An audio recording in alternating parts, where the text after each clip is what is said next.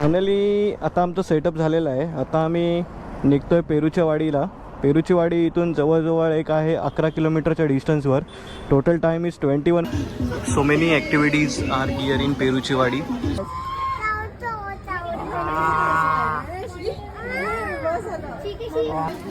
So पेरूचा ice cream आम्ही घेतला आहे आणि टेस्ट करतोय. असं वाटतं सेम पेरू खाल्ल्यासारखंच वाटतंय ना. सो आम्ही रेडी आहोत. आता इथून आम्ही निघतोय आता पेरूच्या वाडीला. त्यानंतर आम्ही चाललो आहे त्र्यंबकेश्वर. सो पेरूची वाडी इथे जवळजवळ एक 3 किलोमीटरचा डिस्टन्स आहे. एक 19 to 20 मिनिट्स लागतील जायला. So all are ready. Max gears सगळे रेडी आहे. सगळं आम्ही घेतलेलं आहे. रूम आता आम्ही चेकआउट करतो आहे. रूम खूप छान होती. सो कधी आलात नाशिकला तर इथे नक्की विजिट करा द वन हॉटेल. फायनली आता आमचं सेटअप झालेलं आहे. आता आम्ही निघतोय पेरूच्या वाडीला. पेरूची वाडी इथून जवळजवळ एक आहे 11 किलोमीटरच्या डिस्टन्सवर. Total time is 21 minutes. So Peruchi Wadi बघूया. इथे आईस्क्रीम वगैरे खाऊया आणि लेट्स गोईंग टू त्र्यंबकेश्वर. त्र्यंबकेश्वरला दर्शन करून लेट्स मूव टुवर्ड घर का रास्ता. So all set ready. Okay, सगळे रेडी झालेले आहेत. लेट्स गोईंग टू पेरूची वाडी. पेरूची वाडीला जाताना असे द्राक्षांचे मळे आपल्याला बघायला मिळतील. खूप सारे द्राक्षांचे मळे आहेत इथे. आणि हे बघा, मळ्यामध्ये एंट्री ना बाकी तुम्हाला मळे असे बघायला मिळतील. आणि रोड खूप चांगला आहे जायला. तर तुम्ही कधी नाशिक प्लॅन करत असाल तर पेरूच्या वाडीला जायला रोड बेटर आहे. आता तिथे गेल्यावर कळेल की पेरूची वाडी नक्की कशी आहे, काय आहे ती. असं बोलतात की फेमस मिसळ आहे पेरूच्या वाडीमध्ये, प्लस आईस्क्रीम पण, पेरूचा आईस्क्रीम पण खूप चांगला असतो. सो आता आपण तिथे गेल्यावर आपण एकदा त्याची टेस्ट घेऊया पेरूच्या आईस्क्रीमची. मिसळ खायला तर पोटात काही जागा नाही, कारण आम्ही नाश्ता एवढा पोट भरून केला आहे तर मिसळ खायला तर जागाच नाही राहिले. ठीक आहे, बघूया, आपण ट्राय करूया मिसळचं पण. सो फायनली आता आपण पेरूच्या वाडीचे इथे आलेलो आहोत. I got destination. I reach पेरूची वाडी. सो आता इथे आपण पार्किंगला आपली बाईक पार्क करूया. देन गोईंग टू पेरूची वाडी. ओके, हे सावलीत पार्क करूया म्हणजे जास्त ऊन पण लागणार नाही.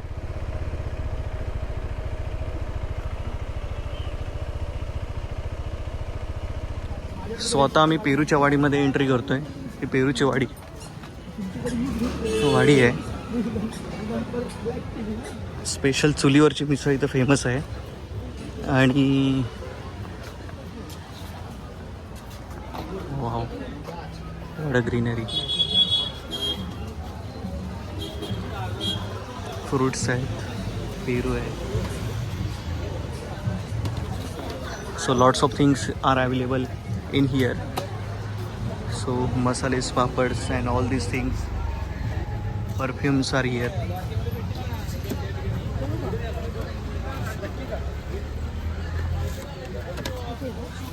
Soaps, achars, mouth fresheners,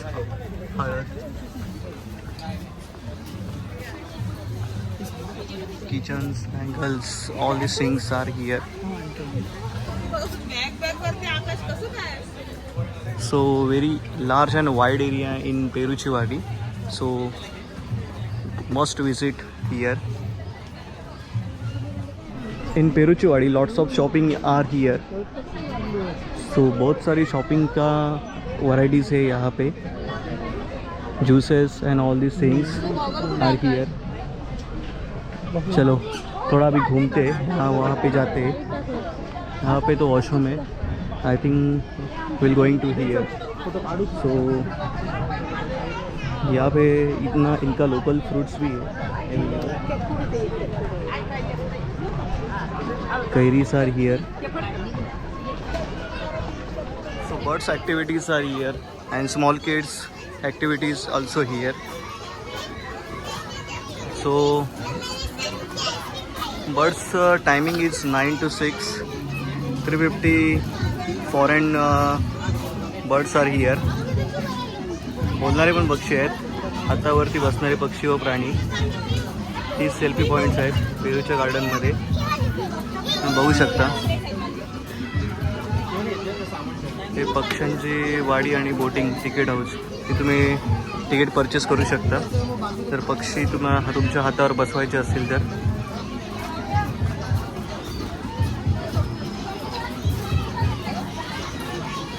O ladies, shopping time, ladies shopping time. So many of this collection of ladies are here. So bangles and cutleries are here. So many activities are here in पेरूचीवाड़ी. So अभी कभी आप आओगे तो बच्चों के साथ आओगे तो बच्चों के लिए बहुत सारे एक्टिविटीज़ है यहाँ पे. So look at these activities. The game is started now.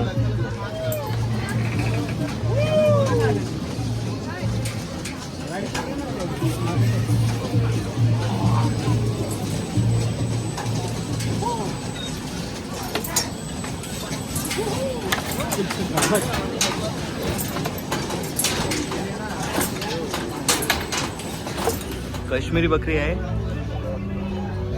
खाण्यासाठी काय गवत भाजीपाला लागतो. जीवनकाळ त्यांचा 15 इयर्स असतो. Kashmiri goats are here. Rabbit is also here.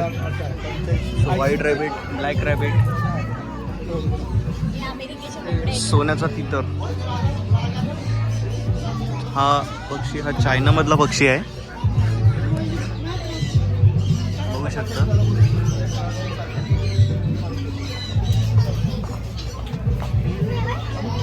हे पक्षाचं नाव आहे ब्रह्मकोंबडी.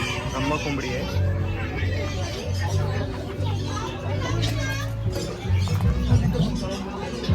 हे व्हाईट पॉलिश कॅप. हा युरोपमधला पक्षी आहे, बघू शकता. हा युरोपमधला पक्षी आहे. टोटल त्याचं खाद्य आहे धान्य, पोल्ट्री खाद्य, भाजीपाला खातो.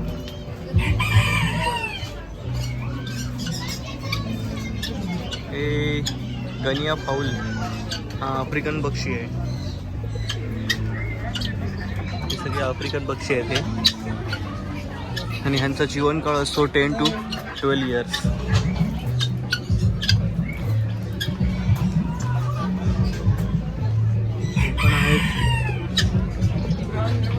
Red polish cap. पण असं वाटतं की आपल्या इंडियन कोंबडी आहे. हा बघू शकताय, सेम इंडियन कोंबडी वाटते, पण ही रेड पॉलिश कॅप आहे. मनोर बकरी, याचा जीवनकाळ असतो 8 ते 10 वर्ष. हा इंडियामधलाच आहे. अरे भाई तेरा मुंह तो दिखा.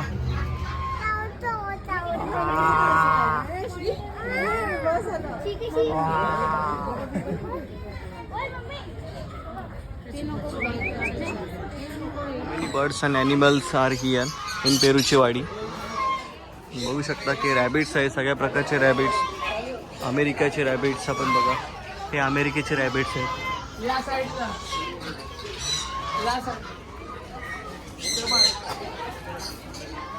हा भारतातला आहे. भारतातला ससा बघायला भेटेल इथे तुम्हाला. हा आपण बघू शकता इग्वाना ॲनिमल्स आहे इथे, खूप मोठा ॲनिमल्स आहे. सो फायनली आता आम्ही बर्ड्स पार्कचं तिकीट परचेस केलेलं आहे. So per person is 400 rupees, sorry 100 rupees. Total is 400 rupees. So आता आम्ही एंट्री करतो आहे बर्ड्स पार्कमध्ये. एंट्री गेट आहे. गाडी बाईक चालू. 1 2 3 4. Okay 4 person.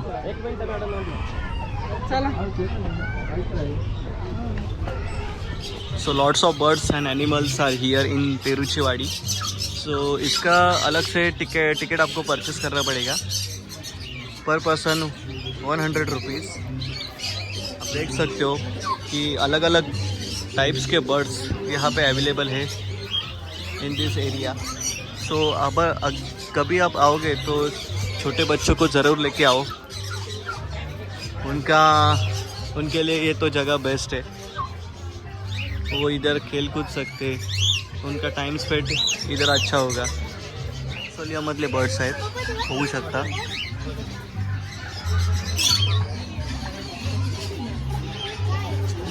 झेब्रा फिंच, त्यांचा लाईफ असो 2 to 3 years only. So big birds are here in my wife बहुत ही डर गई है अभी।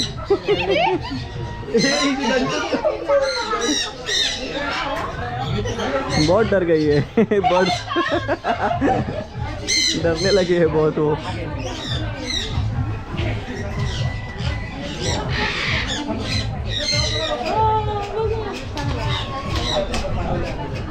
अभी वो के पास गया है वो बड़ा birds.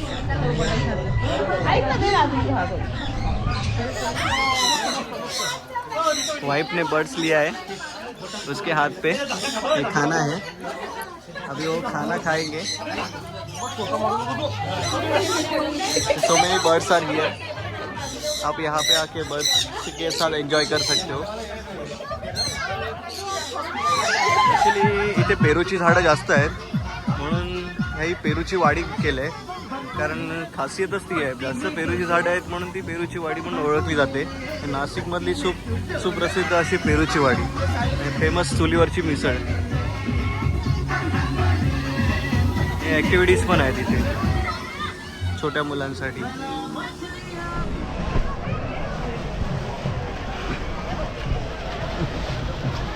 So just I am seeing Vietnam activities, look at this. Peruchi वाडीमध्ये सॅटर्डे संडे खूप क्राऊड असतो। हे इथे जरा सांभाळून बघून, कारण सॅटर्डे संडे सुट्टी असल्यामुळे more crowded area. This is Peruchi वाडी।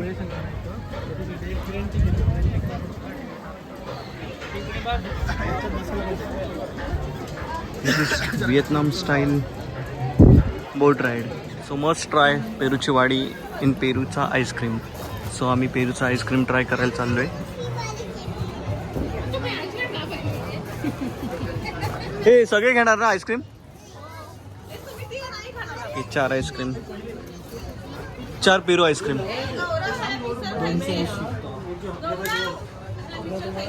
मग आईस्क्रीम नको? पेरू ice cream, each ice cream is having 70 rupees and trying to taste giving masala, peru masala।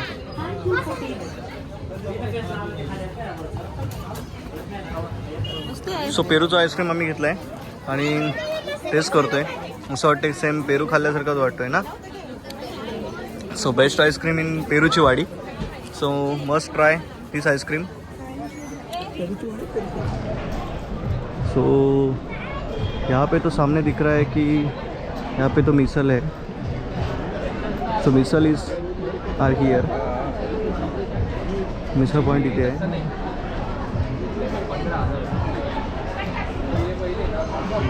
इकडे सगळी मिसळ आहे, मिसळ खाऊ शकता इथे। सो फायनली आता आम्ही पेरूच्या वाडीतून निघालेलो आहे। सो टाईम इज नाऊ 1:09 झालेली आहेत। So heading towards Trimbakeshwar temple. So Trimbakeshwar temple is 32 kilometre, 1 तासाची रनिंग आहे। चलो निकलते यहाँ से।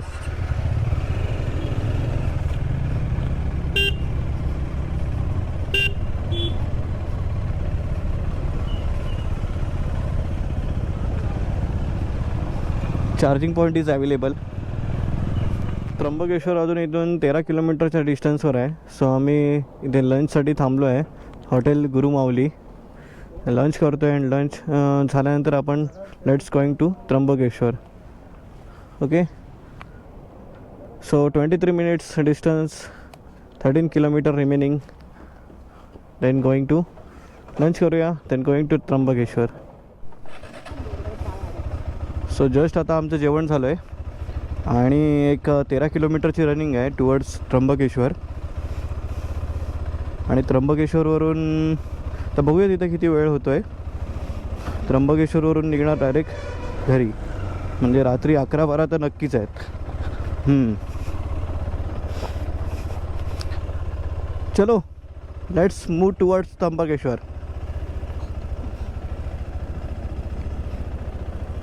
फायनली आम्ही आता त्र्यंबकेश्वरला आलेलो आहोत. आता आम्ही मंदिरात जाणार, दर्शन करणार आणि then back to home. So जिथे कमान लिहिलेलं तिथे नाव होतं फायनली तुम्ही त्र्यंबकेश्वरच्या नगरीमध्ये एंट्री झालात. सो इथे हॉटेल्स वगैरे आहेत, कधी आलात तिथे हॉटेल्स वगैरे पण आहेत राहण्यासाठी. सो आता आम्ही हेडिंग टुवर्ड्स टेम्पल, मंदिराच्या दिशेने चाललो आहे. एक 2 मिनटावरच मंदिर आहे, दर्शन करूया. चलो. सो फायनली आम्ही इथे त्र्यंबकेश्वरला आलेलो आहे, पण आज सॅटर्डे असल्यामुळे खूप गर्दी आहे. त्यामुळे विचार चालला आहे की बाहेरूनच दर्शन करायचं, कारण नॉर्मल लाईनला तर 5 ते 7 तास लागणार आणि 200 रुपीजवाली लाईन आहे त्याला एक 3 to 4 आवर्स तरी लागतील. सो आज सॅटर्डे असल्यामुळे गर्दी आहे खूप. सो बघूया आता काय करायचं ते. तर बाहेरूनच दर्शन घेऊन आम्ही बॅक टू अलिबाग, कारण अलिबाग इथून जवळजवळ 6 to 7 आवर्सची जर्नी आहे, डिपेंड्स ट्रॅफिक. तर बघूया आपले दोस्त लोक काय प्लॅन करतायत. सो त्र्यंबकेश्वरमध्ये आम्ही पेरू घेतलेला आहे. पेरूच्या वाडीत घेता नाही आला, तिथे आईस्क्रीम खाल्लं, बट इथे आम्ही त्र्यंबकेश्वरला पेरू घेतलेला आहे. बघू शकता खूप मोठा पेरू आहे. चला आता आपण खाऊया तो.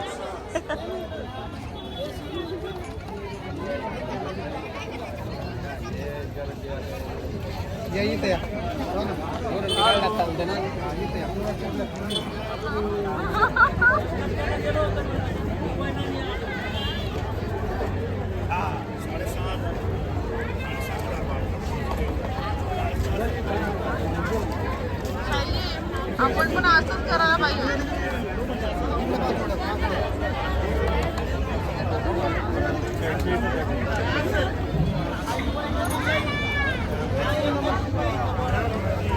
ओम नमः शिवाय. सो ॲक्च्युली आम्ही दर्शनाचा प्लॅन स्किप केला, बाहेरूनच पाया पडलो, कारण खूप गर्दी आहे. सॅटर्डे असल्यामुळे खूप गर्दी असते, पेड्यांचं काहीतरी घ्यायचं. त्यामुळे आम्ही दर्शन नाही घेतलं. पण नेक्स्ट टाईम आम्ही नक्की येऊ, ते पण ऑल डेजमध्ये येऊ. खूप गर्दी आहे त्यामुळे आम्हाला घरी जायला पण खूप उशीर होईल, म्हणून आम्ही आता निघतोय घरी जाण्यासाठी.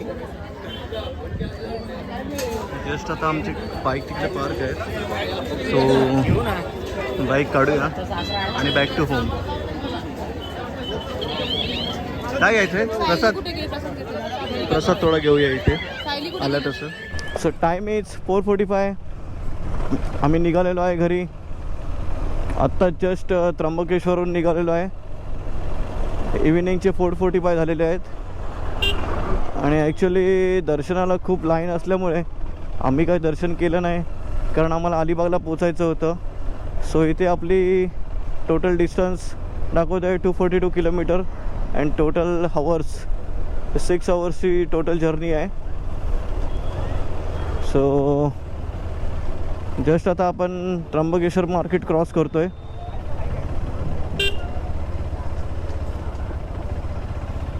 आणि मग इथून एकदा क्रॉस केल्यानंतर एक शॉर्टकट रोड दाखवत आहे टुवर्ड्स इगतपुरी.